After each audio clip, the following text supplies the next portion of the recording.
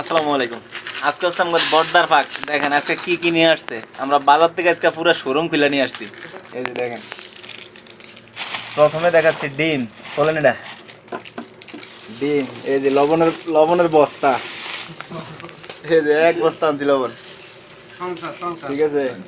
তো এই লবণ, এখানে আছে আলু, তারপরে টমেটো, ধনিয়া পাতা, কাঁচামরিচ, রসুন, ডাল, তারপর আছে তেল, আছে মরিচের গুঁড়া, আছে যে মিক্স মশলা যেটার কারি পাউডার বলা হয়, আছে হলুদের গুঁড়া, আছে শুকনো মরিচ, তারপরে হচ্ছে আর কি ডাল।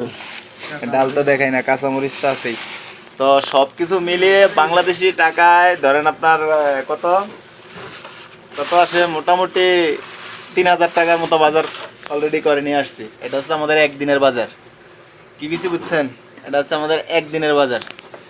তো আমাদের আজকে কি পাক শাক হয়, পাক শাকের পরে আপনাদেরকে আপডেটটা দিব। সেই পর্যন্ত আপনারা সবাই আমাদের সাথেই থাকবেন। ধন্যবাদ সবাইকে।